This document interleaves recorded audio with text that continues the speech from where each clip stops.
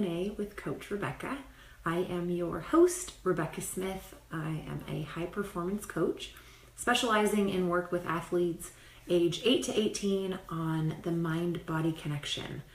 And basically what I do is I coach kids on overcoming blocks, building confidence, and unlocking their maximum sport potential. I do this in a couple of ways. I have a one-on-one coaching practice that's all over Skype and FaceTime. And then I also have an online community called the Perform Happy Community, where athletes come together and they work together to overcome certain things. A lot of them overcome fear. A lot of them are building confidence. I've got world champion athletes in there and Olympic hopefuls, and you're invited to join us. So part of what I do is I take questions from the Perform Happy Community members, and then I bring them to you, the Facebook universe, and give you my answers. So this week I've got 3 questions on deck already, but if you're here live and you've got questions, feel free to shoot them my way and I'll do my best to answer them in the time that we have. So first question, actually the first 2 questions are basically the same, but one is the parent perspective and one is directly from the kids. So I'll read them both and then I will give you my answers on them. So this comes from a member of the Perform Happy community. She's already been working in the Perform Happy community on the fear trainings, and she just reached out to me today saying, my daughter recently started doing her back handsprings again after not doing them for a full year. Yay! She's been listening to the fear videos and trying to apply those techniques along with using the desensitization techniques, that's one thing I talk about, while practicing the skill.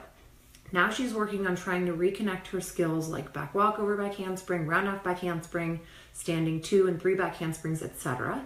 The problem she is now working on is not only overcoming her block with connecting the skills, but with her coach not understanding that although she technically doesn't need a spot, it makes her feel more comfortable until she can do it on her own again without pausing between skills.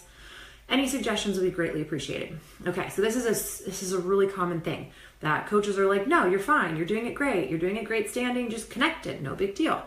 But it's not that easy. Okay, now here's the other question. When I asked my coach to stand there on an easy skill I lost because I was afraid, he tells me no. I can't go if he's not standing there. What do I do if I can only do a skill if I have a spot? Okay, so in the Perform Happy community, I have a whole training series, 6 sessions on fear. It's exactly what I do with athletes one-on-one who work with me over Skype. I go through a very systematic process.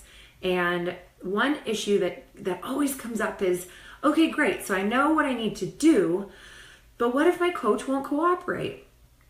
Okay, this is not the end of the world. I'm going to give you a little case study on a girl who I'm going to call Madison. That is not actually her name. I would never, break the confidentiality of a client on the Facebook universe. But so we'll call her Madison. And she had these various mental blocks on all the events. High level gymnast, and her coach wouldn't help her. Her coach basically had lost all hope in her. Wouldn't even look at her. Was mean to her when he did say something. And so I talked to her and I said, okay, what are the common goals? What does he want and what do you want? What do you both want? And we both want to get my skills back, is what she said. We both want me to get out of this hole and not be afraid. Okay, great. Now we know how to do that. We had come up with a plan. This is exactly how you need to do it.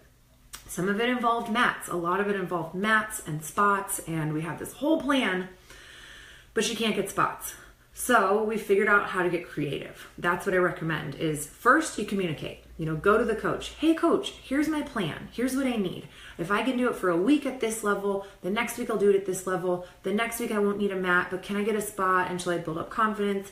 Because it's not about needing the spot physically. Most of the kids I work with don't actually need a spot, but their brain does. Because if your brain senses the possibility of an accident or the unknown or pain, then your brain is going to tell your body not to go. So even if you don't need a spot, your brain needs one, and it's temporary. So if you can tell your coach, hey coach, I am assuming that I'm only going to need this for about a week or so, or maybe it's a couple of weeks, 3 weeks, but you say, but here's my plan. So by, May 31st, I'm going to not need a spot. Can I get some spots for the next 2 weeks?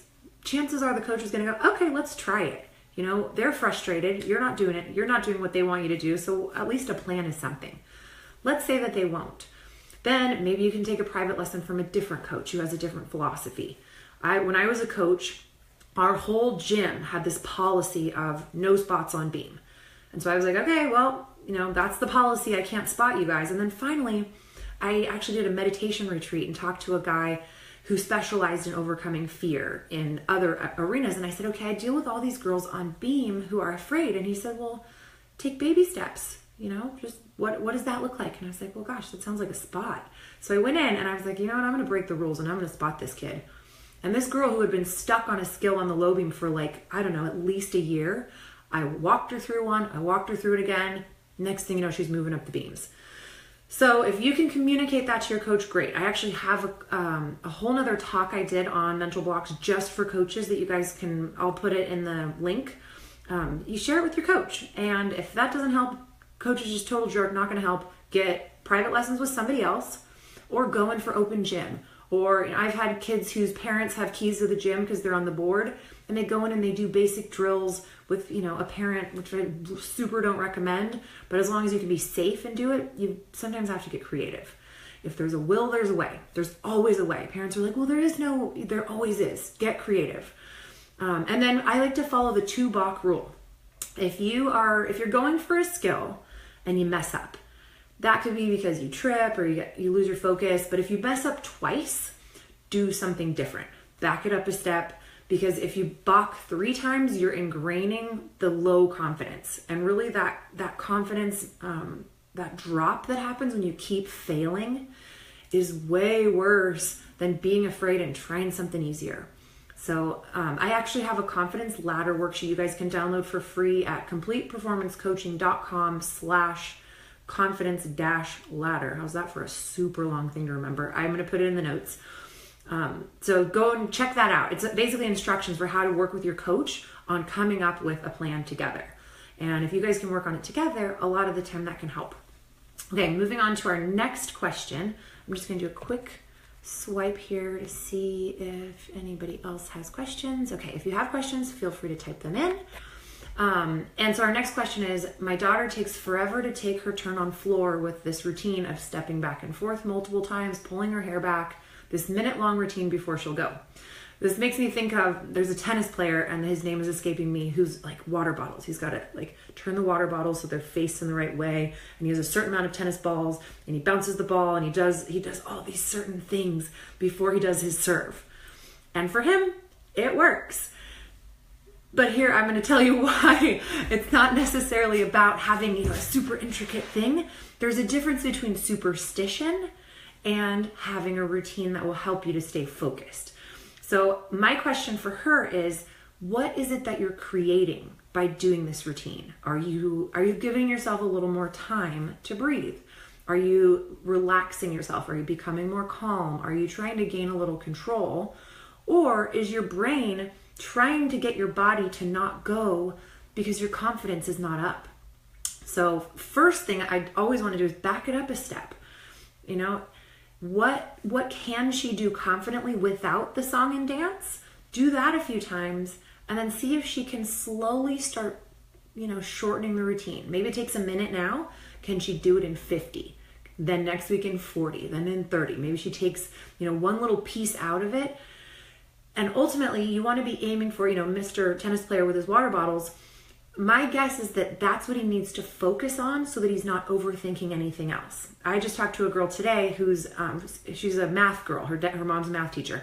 And she needs to be doing math while she's tumbling so that she's not thinking about what she could be afraid of. So the first skill is worth a number, the second skill is worth a number, and then she's doing divided by whatever while she's flipping. And that gets her mind off of it. So if you need to fix your ponytail and click your hairpins and tap your toe and look to the side, look to the other side and shake it out, if what that's doing is getting you in your body, if you need to wipe your hands because you think they're sweaty, but really what you need to do is actually feel your body feeling itself to remind you that you're here and you're not up here and you're not in the future, then that's good. So I recommend experimenting with, is it that she needs to be present? Is it that she needs to breathe? Is it that she just needs a few more spots, a few more progressions in order to feel confident? Figure that out. You can also use that confidence ladder and decide, what's the routine going to be like this week? And then what are we going to cut it down to next week? and go from there so that she can build up her confidence. So hopefully that helps. I love routines. I actually have trainings on them. I have a pre-performance routine. I have a mistake routine. I have a balk routine. I have all these routines, mental choreography for your whole routine. But if you're doing it just like, if I don't look to the left and then to the right, then I'm going to fall, that's not going to help you. Instead, you need to know what I need is this mindset. I need to be calm and relaxed. I need to be in my body. I need to be present. And whatever you can do to get in that place, that should be your routine. And it should be simple and quick. All right, so that is our time for today. If anybody has any questions, you can quickly type, oh, there goes the phone. You can type them in. You can always email me at rebecca@performhappy.com, and I'll do my best to get to your questions next week. And if you want to be part of the action, join us at performhappy.com, where I do constant Q&A. If you have any questions, you are my first priority. You send it, I respond. I bring your questions here if I want to give it a more thorough response. And I have endless trainings on everything you could need for getting over mental blocks, overcoming fear, building confidence, and unlocking your peak performance potential. Thank you guys so much for being here, and I will see you next week.